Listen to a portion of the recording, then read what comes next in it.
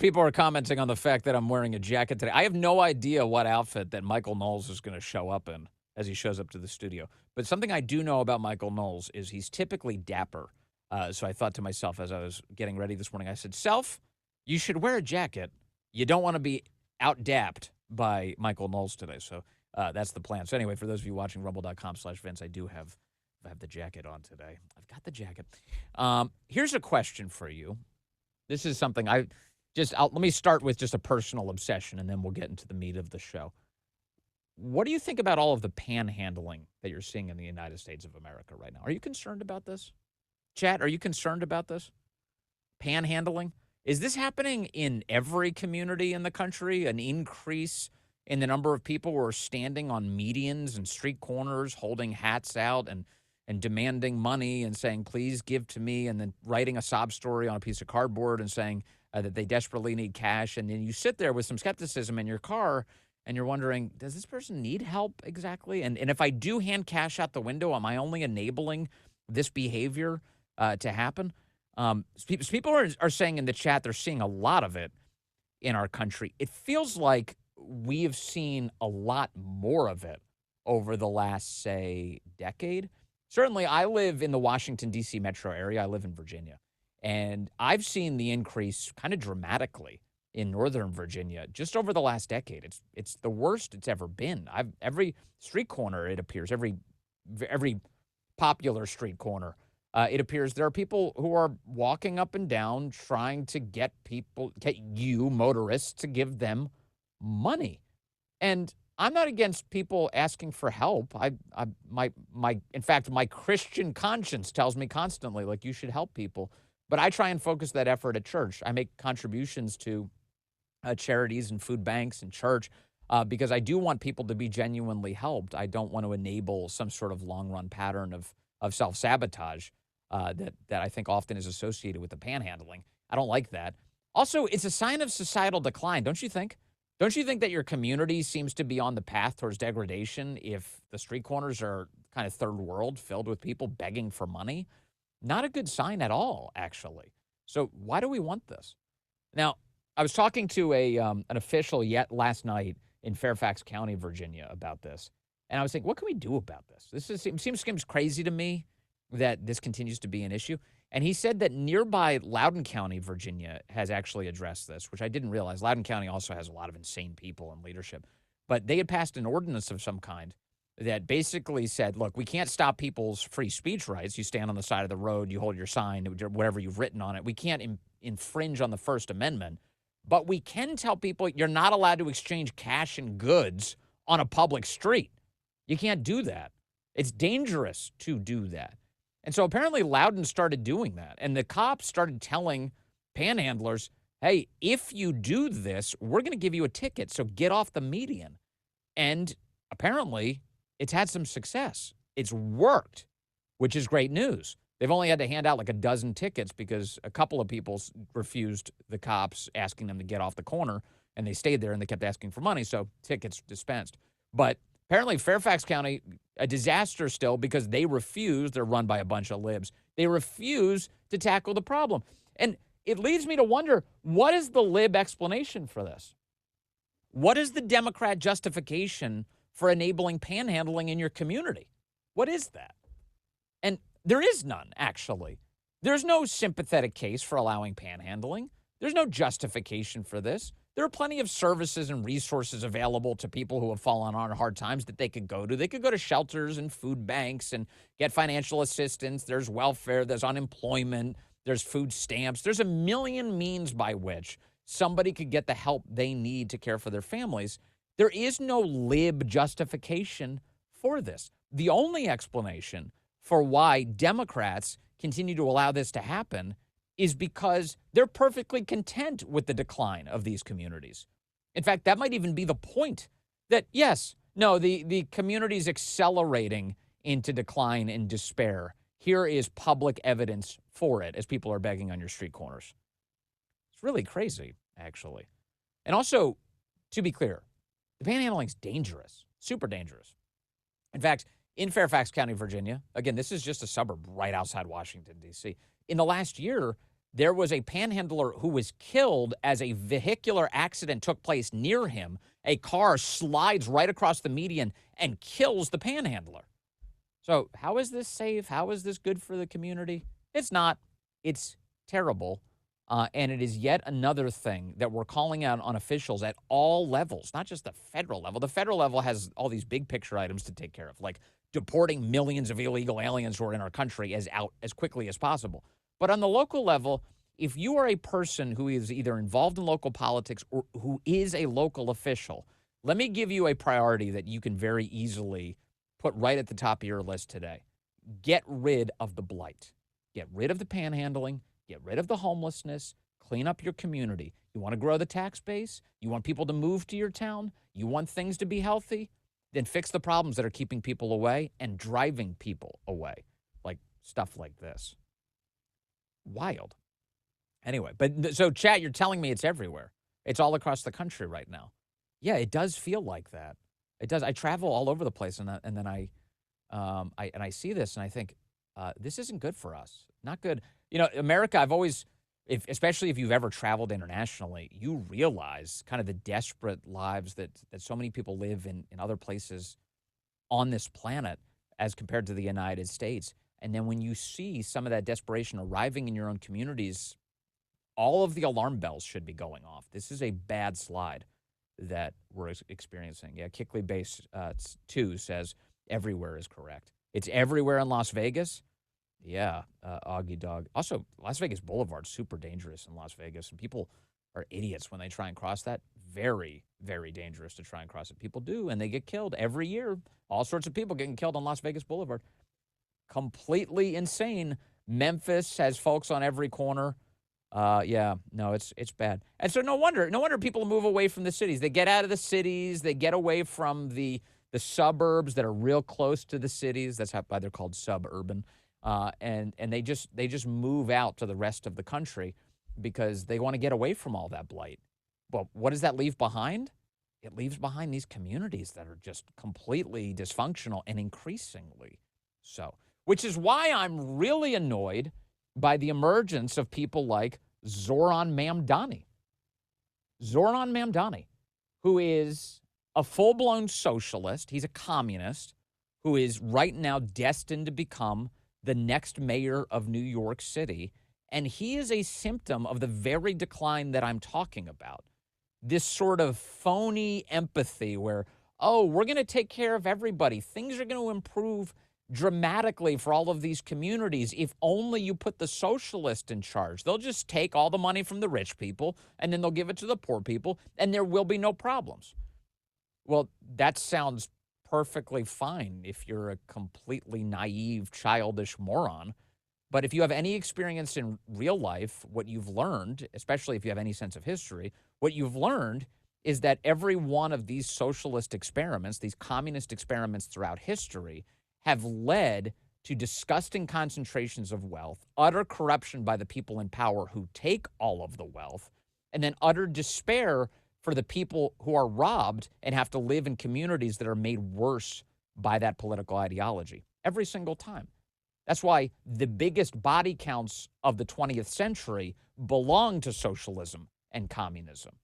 It's because it never leads to good things. It always leads to despair, which is why you and I constantly make a mockery of this idea that, oh, yeah, but it's never been really tried. Oh, it's never been done the right way. No, it's been done exactly the way that you would think. You would try to pull it off, and every single time it ends poorly. Every single time. It's one of the reasons Bernie Sanders, by the way, is, well, he's a cartoon character, but don't let his cartoonish demeanor disarm you. The guy's a Soviet.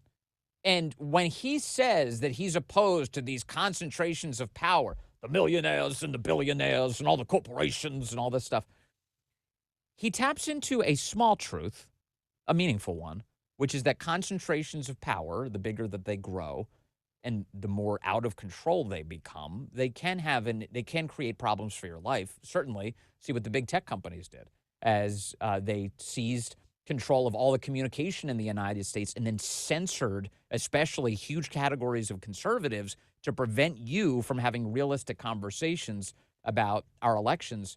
that matters a great deal. Those concentrations of power and the abuses of that concentration of power is something that you should be vigilant for. I certainly am. I'm always, any power center in the United States deserves scrutiny, whether it's in the media or in the big tech companies, but also, and certainly, and very importantly, in the government. So Bernie's answer to corrupt concentrations of power is to create the single most corrupt, single most inefficient, single most tyrannical concentration of power. That's insanity. That's not the way out of this. That's the way to kill your country, actually. And that's what Zoran Mamdani believes in. This is his worldview. And he can smile all he wants, and he can act friendly and chipper, and he can do the podcasts and convey himself as some sort of good-hearted, decent person. But his political ideology is completely suicidal and destructive. Communism will wreck New York City, and by extension, the United States of America. Communism. Just imagine, New York is the capitalist center of the United States. It's the financial center of our country. And what Zoran Mamdani represents is a full-blown attack on capitalism, on the free market, on the financial center of our country, being launched internally with the support of the insane voters of New York City who are now on board with this. Now, who are the people in New York City who are supporting this? Well, one, it's a massive immigrant population. Certainly New York has changed dramatically over these last few decades. They've just a lot of people who have come into the country who now live in New York City, who are now voters who don't really have any sort of intrinsic loyalty to the ideologies that made this country great, are all in on voting for the commie in New York City. That's true. It's a city with kind of a lost identity, no question. It is a city that anybody with means and sense about them has basically abandoned. In fact, Florida right now is the home of a lot of former New York City refugees. In fact, some of you are probably in the chat right now. People who've escaped Manhattan, escaped New York City because it's too insane. There's too many taxes, and it doesn't in any way represent you, and certainly has done everything it can to infringe on your liberty, so you escape. A lot like, kind of like the Trump family, candidly. The Trump family escaped New York. They went to Florida. They're down there. They're not interested anymore in being in that city. And so what's been left behind is the people who had no other options and the most radical elements and an immigrant community that is completely untethered from any sort of American ideals. There was no assimilation whatsoever. And so now Zoran Mamdani seems to be the guy who they're on the verge of picking. And there is an immense weakness on the Democrat side, an immense weakness.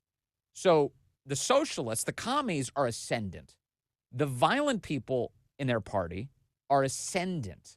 The most radical elements, whether it's the Islamists, the communists, the anarchists, they're ascendant. They've got all the power in the party because at the top of their party is nothing but cowardice. Nothing but cowardice. They are so scared of their own violent, in many cases, base that they're willing to accede to all of their demands. For instance, Hakeem Jeffries, who is the leader of the Democrats in the House, just this past weekend made the late-game decision to offer a tepid endorsement of Zoran Mamdani. That's right. The New York congressman, the leader of the Democrats in the United States House of Representatives, has now taken the position that Zoran Mamdani's our guy. In other words, your party is not hiding it at all. Your most establishment figures are officially endorsing the commies. You're done for. Watch. Here's Mike Johnson, the Speaker of the House, Cut 6, pointing out what has happened to that party.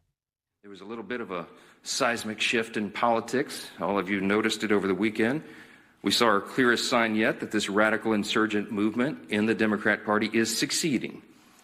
And they are ending what has always been known as the Democrat Party in America. The candidate that they have endorsed, Mamdani, is somebody who we've talked about a lot from this podium. He sympathized with Hamas and openly embraced anti-Semitic language.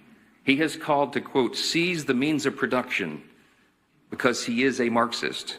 He's called to abolish our borders, to abolish and end immigration enforcement, to defund the police, and to legalize prostitution, among a long list of hits that I could share with you.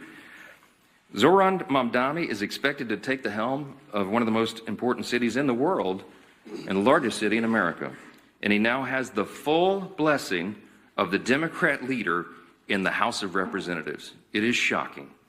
It's an extraordinary moment in the history of American politics, as this is not the kind of history that we need to be making. What we're witnessing is truly the end of the Democratic Party as we've known it. And even some Democrats are now saying that out loud. Defund the police, open the borders, legalize prostitution. He wants to empty Rikers, by the way. His solution to violence on city buses is to make the buses free. His view, as he's declared it, is that that would decrease the tendency of violent people to punch bus drivers because they have to pay fares in order to get on the bus. That's his thought process. Now, this guy, I haven't checked. Does he have children? I mean, you can't be a parent. This is an insane view to have. If you're responsible for anybody in your life, if you love them, if you've ever had to discipline them, the last thing you do is enable their worst behavior by acceding to their little tyrannical demands. No, you make them better. You impose consequences on them. You say, no, you can't punch bus drivers just because you have to pay a fare. If you take a swing, you go to jail. You have to have consequences. We need a community that's safe. And people who have violent tendencies, even if they can't be disciplined out of them, if they just have never-ending torrential violent tendencies, well, then send them away forever.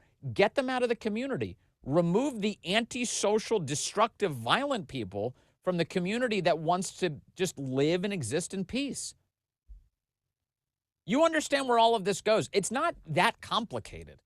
You know, if he makes it so that the government owns all of the grocery stores, there won't be groceries. These are very simple things to understand. And yet, way too many New Yorkers, or people who now claim to be New Yorkers, are in a position right now to make this guy the mayor of New York City. And Mike Johnson's right. He's pointing out that that party is full of weakness. And when you get weakness in leadership, you get danger in the base.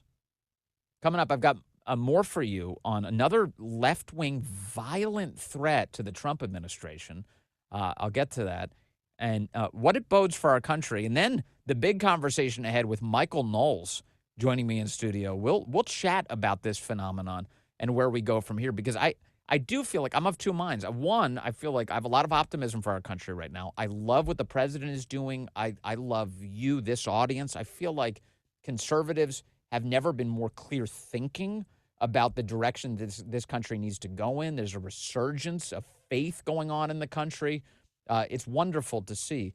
But at the same time, the opposition is more chaotic, more violent, more completely out of control than ever. And that's not sustainable. So how do we navigate out of this? We'll continue to explore that today and then in the shows ahead, all in this edition on Vince. Good to have you with us. Hey, so here's the thing. We got the another very violent threat to the Trump administration, this time against the Attorney General of the United States, Pam Bondi. The FBI has just announced that they've made an arrest against a man who placed a $45,000 bounty on the head of President Trump's Attorney General. Take a look. Cut one. We start right now with the alleged murder-for-hire plot targeting Attorney General Pam Bondi.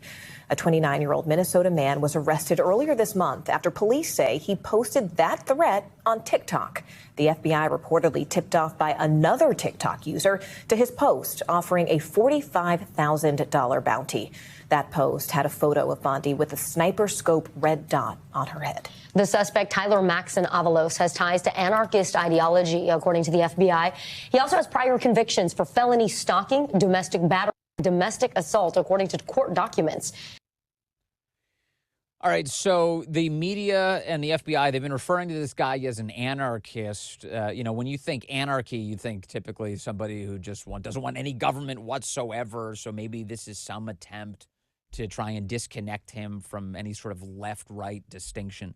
But I'm here to tell you a couple things. One, people on the right, conservatives, are for order, and the left is for disorder. So what you just heard is a description of somebody who is a radical on behalf of disorder, an anarchist who is looking to create chaos in the United States of America. Additionally, on his social media accounts, the suspect placed himself on the, quote, far left of the political compass. He posted on one of the memes on social media, as well as Free Palestine. That was the post that was pinned on his social media account. This is all like crazy left-wing claptrap stuff that he was expressing. So what we have is yet another lefty trying to kill somebody whose job is quite literally to bring order to the country. So the disorder extremist is trying to kill the woman whose job it is to bring order to the United States of America. You following? So, and this is not, not crazy that this is happening. I mean, like I say all the time, it's not shocking, but it is appalling that this is happening in the United States. And the reason I say that is because the left has a assassination culture. If you've got 50% of lefties, which you do, who desire President Trump's assassination and could justify it, it's no surprise that there are people putting out hits on Attorney General Pam Bondi on the left. In fact, they're routinely being inflamed by people like the Illinois governor, J.B. Pritzker. And these Democrats, again, they're weak. They don't even have the courage of any sort of conviction whatsoever. Day by day, they will change how they talk in order to suit the political moment. But meanwhile, they're inflaming weak and vicious minds to take up arms against people like Donald Trump and the people who work for him. Look at J.B. Pritzker saying this week that he's never once suggested Donald Trump is Hitler. And then he goes on to compare Trump to Hitler over and over and over and over and over again. Cut 5, watch. I haven't suggested that Donald Trump is Hitler. The dangers that we saw in Nazi Germany are the dangers that we need to react to now. It doesn't take very long to tear apart a constitutional republic. Indeed, the Nazis did it in 53 days. That's not the country we live in. You shouldn't have to walk around with papers the way that they did in the early days of Nazi Germany. I do not invoke the specter of Nazis lightly. I'm watching with a foreboding dread what is happening in our country right now. A president who watches a plane go down in the Potomac and suggests without facts or findings that a diversity hire is responsible for the crash. The authoritarian playbook is laid bare here. How can you possibly compare what happened in Germany in World War II to what's going on here in the United States? Well, we're talking about the death of a constitutional republic. That's what happened in Germany in 1933, 1934. And J.B. Pritzker's not alone. I mean, even Joe Biden just popped up in public yesterday or this week at a Ted Kennedy thing. By the way, no other top Democrat in Massachusetts showed up. They're all embarrassed by Joe Biden now, so everyone refuses to be in the same room with him. But he's still mouthing the same words. Democracy's at stake. Democracy's at stake. Here he is, cut 2. Again, listen, this kind of rhetoric is just inflaming weak and vicious minds. Watch this. Folks, we can't kid ourselves. We are in one of those moments right now. In my over 50 years in elected public life, this is the worst I've seen it. If Ted were here today, he'd still be fighting like hell, but his optimism would be surely tested. Because truth be told, our very democracy is at stake, in my view. We all agree that our politics is broken, that political violence, never acceptable, is out of hand, that America should be a place not of extremism and fury, but of decency and grace, that our institutions are what makes us the envy of the world, and our democracy is worth fighting like hell for. It's about our democracy. Listen to the way he talks. And he's like, what he's suggesting, quite obviously, is that all the political extremism and violence is coming from the right. Of course, this is a completely asymmetric situation where the overwhelming preponderance of all of the violence that we're seeing is actually coming from the left. And if that man has any sort of late stage sort of realization of his life's work, he should feel a deep sense of shame that he's inflamed the very extremism that we're witnessing in the United States as he lectures the rest of us about extremism. Let me Let me bring in our guest now. I want to talk about this and so much more with the great Michael Knowles, who I'm very happy to have in studio with me now. Michael Knowles of the Daily Wire, who I've had the pleasure of interviewing through the years and occasionally getting together with you at like CPACs and things. It's nice to see you here. Good to see you, sir. This is my first time in person in your studio. Well, I'm glad. So I like you're the here. digs. I appreciate it. And I was worried. I told the audience, I was like, I bet you he's going to wear a jacket. Got to wear a jacket to work today. So I meant to wear my top hat. I left my top hat at home. Dude, Next time. If you did, I would have been outclassed again. All right. So it is nice to see you. My view of our country right now is that there's cause for tremendous optimism about what's happening on the right, and tremendous despair about what's happening on the left. I'm concerned about the assassination culture. Like, you just saw a friend of yours, Charlie Kirk, gunned down, and the left. I thought maybe they would show some signs of like, whoa, we took this a little too far. Let's back it down. They never did. What is that? No, they certainly did not. In fact, they ratcheted up the rhetoric. The reason I'm in town is I'll be testifying on Capitol Hill on political violence. And one of the members of the subcommittee that I'll be speaking to is Cory Booker. Cory Booker continues to endorse Jay Jones, who text messages have revealed has called for a Republican to be murdered, the Republicans' kids to be murdered, to die in their mother's arms, and said that he would urinate on the graves of other Republicans. Cory Booker refuses to pull his endorsement. It's not just Booker. I don't just want to beat up on Booker. Think about Ilhan Omar, who made a few perfunctory comments about Charlie after he was murdered, and then said he has no legacy to honor, called him a racist, called him a bigot, she's accused him of stochastic terrorism. I mean, you saw it all over your social media feeds at every level of the left, minimizing, excusing, and even celebrating political violence. So this is backed up in studies. YouGov had a couple of surveys out, showed that very liberal people are 8 times as likely to justify political violence as conservative people. Yes. It's getting worse as you look at younger voters. So that's damaging to the country. I guess the one silver lining I would say to that, though, Vince, is yes, there's good signs on the right and bad signs on the left. But the broader good sign for the country is it seems like the left is losing ground. It seems like most people are completely turned off by this. So the left has used this phrase stochastic terrorism that you just referred to as a way to try and police speech. In other words, like, you're not allowed to say but basically what they're saying is that on the right, you're not allowed to say true things out loud. Yes. Or else you're going to inflame very violent reactions. Because our speech is violence and their violence is speech. Yes. But meanwhile, the left is showing no responsibility whatsoever for its language and is truly, I use this phrase because Teddy Roosevelt used it. After he was shot by an assailant who tried to assassinate him, he stands up, he gives a speech with a bullet in his chest, and he said that weak and vicious minds were inflamed to these passions by his political opponents who were lying about him. Yes. Well, that is true now. So you've got a left-wing media who still exist with this bubble that they've created, this cocoon they've created, around a very radical Democrat base who believe the lies. They believe Cory Booker. They believe J.B. Pritzker when J.B. Pritzker's like, Trump is Hitler. And so they begin to think, well, my only recourse is to take up arms. Think about what Joe Biden said. Joe Biden launched his campaign in 2020 on the lie that Trump endorsed Nazis in Charlottesville and on the lie that Trump posed an existential threat to the country. How many times did you hear that on the trail? Trump poses an existential threat to democracy, to the country. What is the logical consequence of that rhetoric? Yes. Look, threats can be met in a variety of different ways.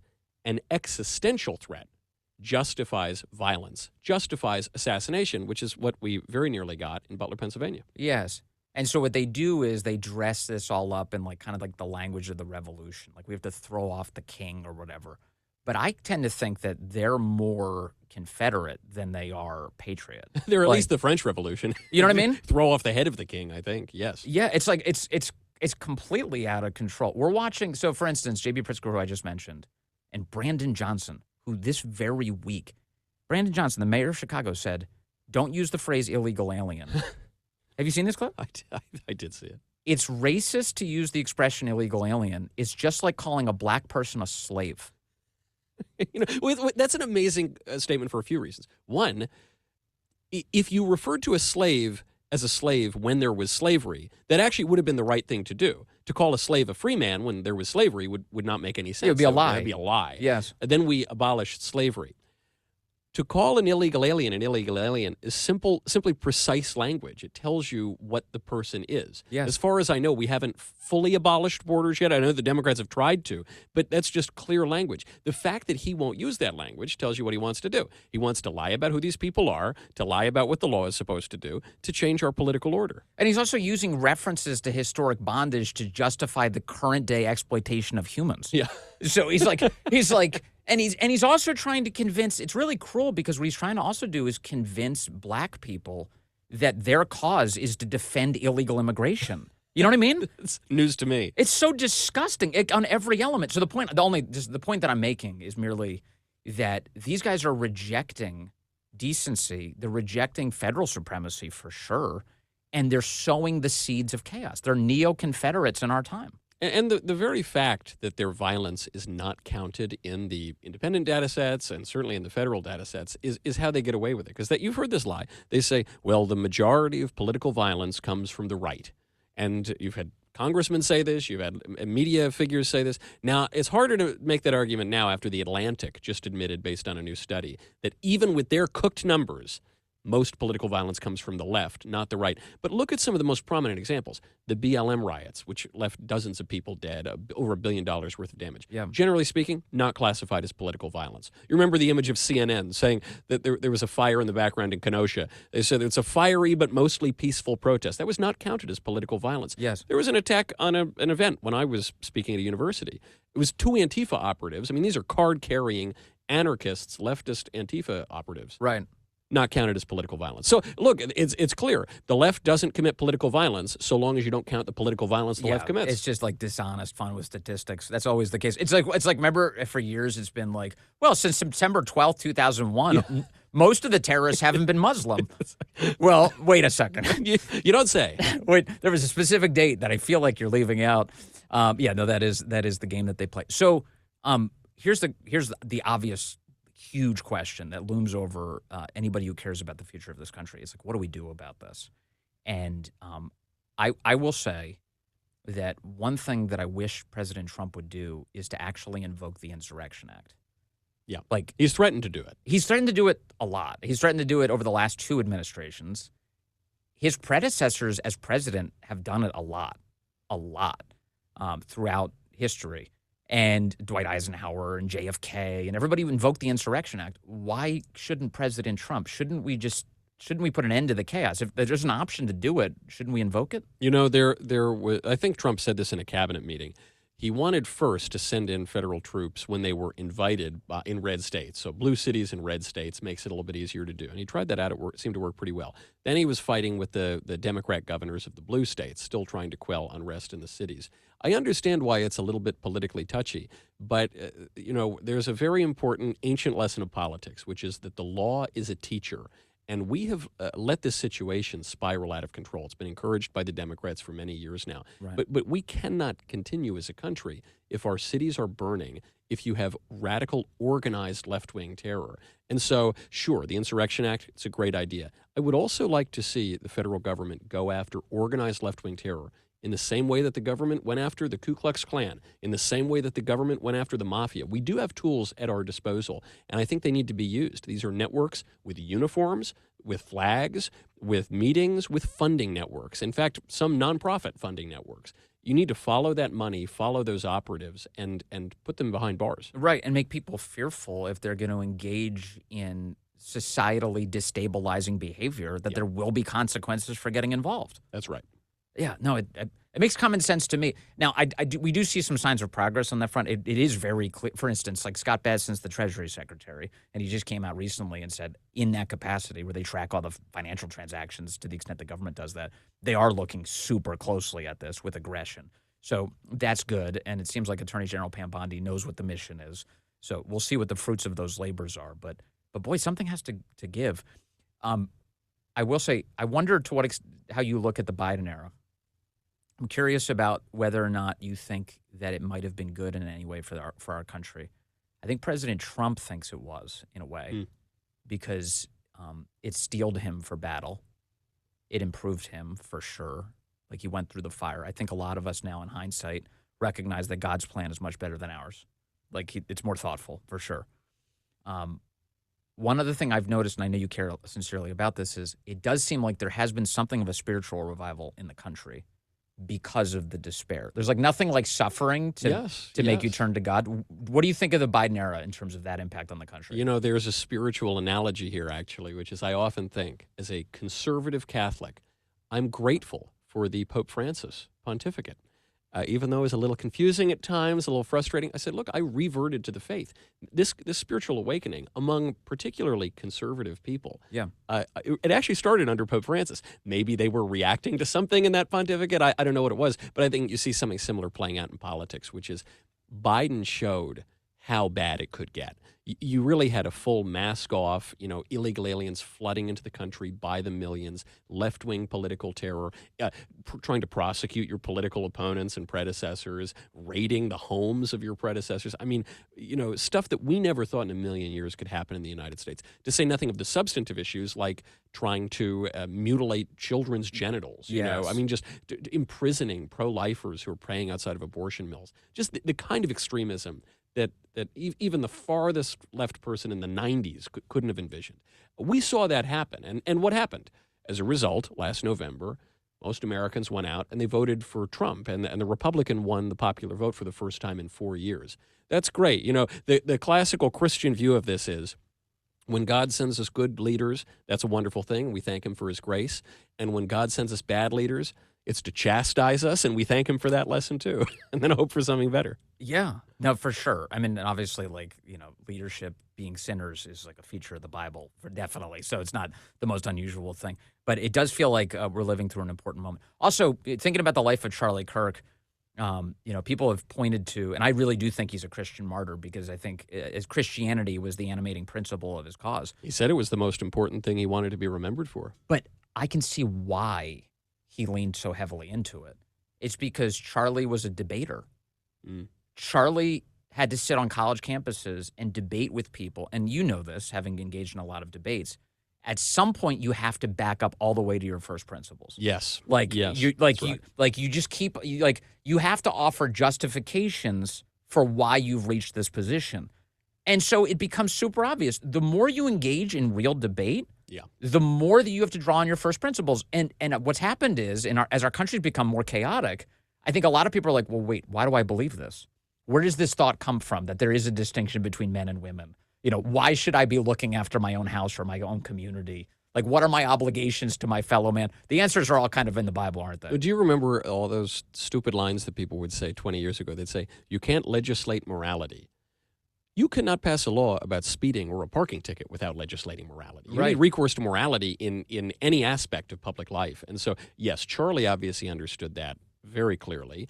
And I think you're totally right. At a certain point, debates over right and wrong and good and bad have to come down to sin and grace. And Charlie understood that very well. There is reporting out, and I think it's pretty well backed up, that you're seeing a big spike in Bible sales. You're seeing a big spike in church attendance since his assassination. I guess you'd say that's a silver lining in the storm cloud. You've seen the decline of Christianity level off. That was a trend that was beginning. It's starting to tick back up. You're seeing adult conversions increase. Well, why is that? I'll tell you exactly why. Because people might not be totally sure if God exists. But when you've lived long enough, you can be dead certain that evil exists. And I think we've seen a lot of evil in a very visceral, palpable way in our country, especially in the last 5 years. And I think that reminds people, oh, well, hold on. If there's evil, there must be good. And maybe I need to think more deeply about the moral foundations of our country and even who I am and what my place is in it. Yes. Did you ever envision that Donald Trump would be the vehicle through which this conversation would be happening in the end? I don't want to, speak for God, but he does have some of the attributes of a man after God's own heart, doesn't he? He's out there, he's jubilant, he's very energetic, and he's a man of very public flaws who nevertheless persists and, says he wants to go in the right direction, he wants to improve, he wants to go to heaven, he says on Air Force One, and he recognizes in a way that is charming. It's not pretentious. It's not agonized. He just says, "Look, we're a Christian country. I want to be good, more good, less bad, and I want us all to flourish." But also, in reality, all of us are flawed for sure. Most of us are better at being deceitful about our flaws. Yes. I think. So in other words, Trump's Trump, what's great about him is it's so obvious what he's thinking all the time. You know, he's not typical. It's like typical politicians will conceal their flaws. They'll kind of try and hide all of the ways that they are truly cruel and awful, and which is like kind of a feature of American politics. Like Trump doesn't bother to hide anything. He doesn't hide his flaws. He doesn't hide what he's thinking. He doesn't hide his passions. It's like in a way, it's kind of a virtue. Not only is that in itself a virtue, but I've said it for years and I've been mocked for it, but I'm right. Trump is one of the most humble politicians I have seen in my life. I'll tell you why. At Charlie's memorial service, he gets up there. He says Charlie wanted the best for his enemies. He prayed for them. He goes, I want the worst for my enemies. I don't pray for them at all. And people were offended by this. He's telling a joke, obviously, but he said, look, Charlie's looking down. He's angry at me right now. I totally agree. What is he saying? He's saying Charlie was better than me in this regard. I totally agree with you. Him. Do you remember, Vince, one time, it was like St. Patty's Day or something, and they said, Mr. President, you're going to have a beer. And he said, no, I'm not. I've never had a beer. I'm probably the only president that's never had a beer. It's the only good thing you can say about me. Can you imagine if I drank, I'd be the worst? I said, that is a statement of humility. For sure. No one seems to get the humor. I totally agree with you. And in fact, I saw you say this, and this is the same thought I had too. I thought that was an expression of humility, and it was being treated as like, oh, this guy's such an oaf. He's so prideful. He can't get over himself. Why can't he be a better person? I was like, he's kind of indicating something interesting. And in fact, on Trump's spiritual journey, it does seem like there's other things happening. Now, I know there's a lot of, I don't want to get too theological on this particular question, but there's a lot of wrestling going on. Every time President Trump says, I'm not getting into heaven, I'm not a good enough person. Well, one, that's another sign of humility. He's doing that again. It is. But two, then, of course, all the Protestants come climbing in to be like, all you got to do is profess faith in Jesus. You're in. And then it becomes this huge theological debate. Now we're debating the Pelagian controversy. I know we're very far afield when we do. But I do think I'm encouraged by it. I feel like I feel like my mother. Like, oh, I'm so happy he's talking like this. Yeah. Because it's like Trump had a brush with death. He stayed alive. And then I think he wasn't just like trying to convince Christians to support him. He meant it. He was like, God saved my life for a reason. Yes. When Trump comes out, he says, look, I want to make God happy. Dare I say that is childlike, humility and reverence. Yes. And then furthermore, when he says, I want to go to heaven, I don't know if I'm going to get there. I certainly don't deserve it. One might say that's even working out one's salvation with fear and trembling. I don't know. To me, I'm with you, Vince. I'm totally encouraged by it. It is. It's just been totally amazing. Okay, so tell me about your testimony. So you're gonna. It sounds like, I mean, I've never known you to be a wallflower. You're gonna be talking to people like Cory Booker on Capitol Hill. Cory Booker, Adam Schiff will be there. Adam Schiff, Mazie Hirono. Can you imagine? So, do you plan on addressing their own responsibility for inflaming all of this nonsense? In fact, I do. Yes, because I think that leading Democrats have had every opportunity in the world to tone back their rhetoric, to, at the very least, renounce the endorsements that they've made of politicians who continue to call for this kind of rhetoric, and they won't do it. They just keep denying it. They keep gaslighting. They keep pointing to the other side. So we're gonna bring something to Capitol Hill today that is rarely there, which is facts and evidence, and we'll see what they have to say. Yes. There's going to be an immense effort by these guys. And by the time some people hear this, these things will have already occurred. But there will be an immense effort, I can promise you, by these Democrats to claim that this is somehow a both sides problem. Of course. And they're going to try and lay out a number of events. They're going to lay out the assassination of those politicians in Minnesota. Yeah. They're going to say that that's a creature of the right. They're going to talk about the hammer attack by the illegal alien from Canada on right. Paul Pelosi. These things, and they'll say, well, that's the right. Those are Trump people who did that. Yeah, the hippie nudist from, illegal alien from Canada. The illegal alien from Canada. I don't think that one's going to land totally. But you know what? Of course, what they're going to go back to is January 6th, the worst day in the history of the world. And so I look forward to providing a little historical context for January 6th and the real century-long history of political violence in this country, which including in the Capitol. How much left-wing attack? How many left-wing attacks have there been on the Capitol? Yeah, at least 4 by my count have come from the left with explosives. Only one has come with a horn hat and a lectern, and I guess that was the right-wing attack. But I don't really see a comparison between the two. Amazing. Well, thank you for doing this. And thank you for showing up today. I appreciate you coming out here. For people who don't realize, like, our studio's a little out of the way in D.C. to the point that, like, people come here and they're like, this is a little further than I expected. No, it's great. I always love visiting North Carolina, so it's great. It was wonderful. Yeah. Man, it makes me feel good. We're about as far on the edge of the swamp as you could possibly be. That's right. Michael Knowles, it was so good to see you. Thank you, sir. Pleasure to be with you as always. It was great to have you here, brother. This is really nice. What a treat to have Michael Knowles stop by. And everybody is all in the chat. Everybody's saying that they're going to go back to church now. Right. We did it. Yeah, no, I'm just kidding. Some people are like, stop talking about the Bible. I don't care. I'm sorry. I'm here to tell you. We just talk about the truth here. That's all. That's the job. Thank you, Michael. Thank you, sir. You. That's Michael Knowles. Great to see him. And it is really funny. Really funny to I'm so glad Michael's going to Congress today to confront all these senators, these idiots. Wonderful. Hey, Michael, what time is that testimony? People are asking. 2:30 Eastern time. He'll be testifying before Congress. So perhaps as you're listening to this podcast, that will have already occurred. And hopefully we'll have some fire highlights tomorrow on the show. Thank you, Michael. Michael's heading out. All right. Let's see. I've got a couple more things I wanted to hit with you. Karine Jean-Pierre is talk about dumpster fires. She spent so much time lying to the American people and doing it in the most ineloquent fashion.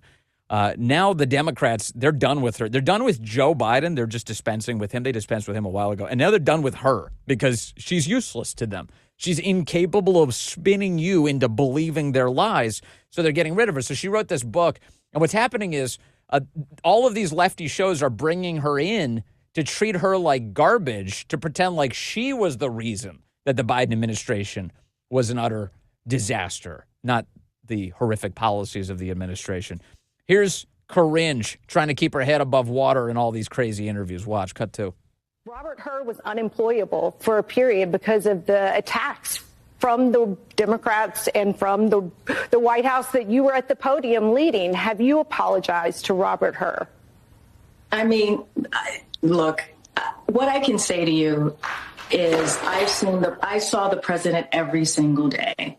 It wasn't one-offs. It wasn't once in a while. I saw him every day. Well, he is someone that was sharp. Case, have you gone back to someone who you had pretty sharp comments about, and we all saw a different reality in your personal capacity? What I'm saying is my reality was this. My reality was somebody that I saw every single day who was sharp, who pushed his team, was understanding very clearly of the policy of history. That is what I saw. I could only speak for what I saw on a daily basis for 2.5 years, almost 4 years, actually.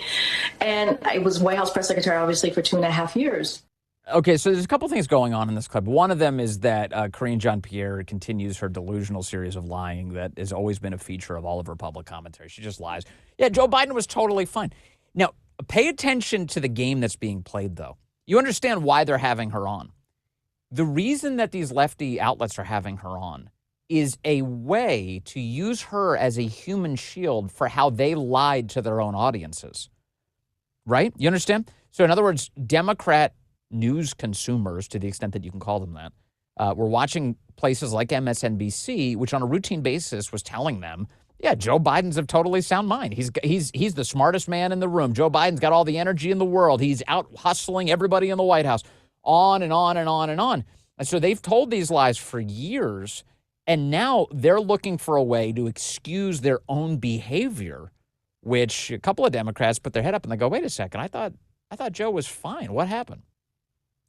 And they're saying, well, we didn't lie to you. It was her. It was her problem. She was the one who was closest to him, and she was the one telling the lies, and now we're ejecting her for political expedience. That's the game that's going on there. But as is probably obvious in the whole country, the chat, everywhere else, Joe Biden's mental faculties were on display the whole time. Anytime he stepped in front of a camera after he finally got out of bed at 11:30 in the morning and before 4 o'clock in the afternoon, you would see the vacant stare coming out of that guy's old skull and think to yourself, there's something going on with that guy's brain. It is not working as intended. This is not good at all. Normal thinking people could identify this issue.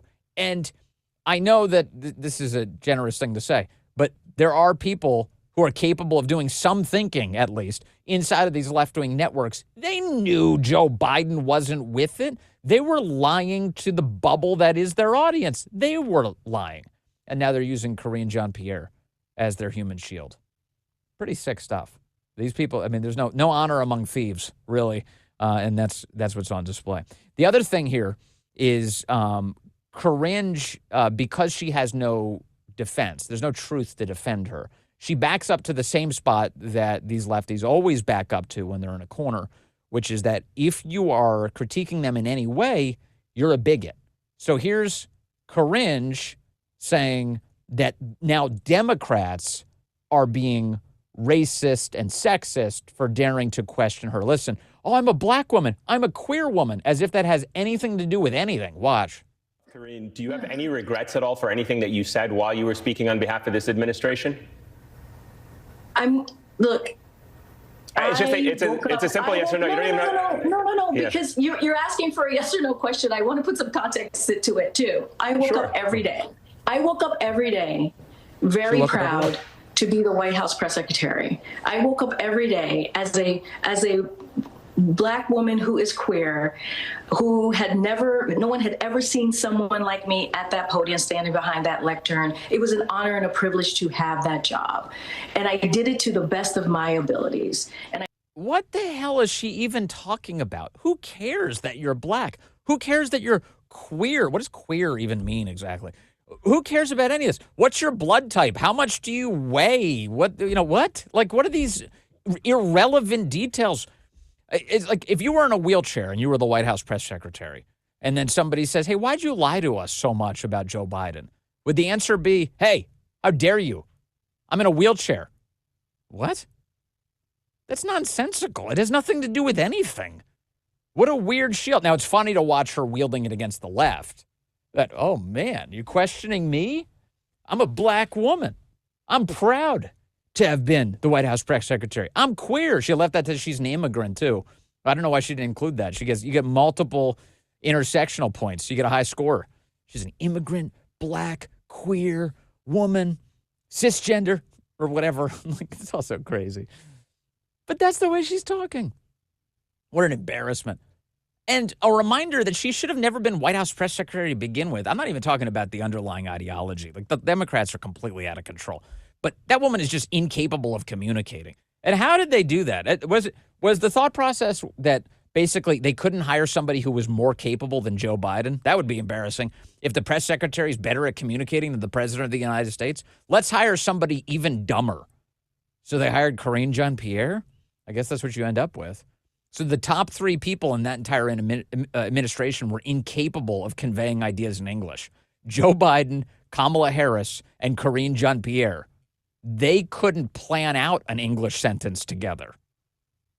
And they were, unfortunately, at the highest positions of power in the United States for 4 years. We got to navigate out of this. We really do. So that's the plan. We're going to keep navigating out of it. As always, appreciate you. You really are the best audience anywhere. Thank you for being with me today.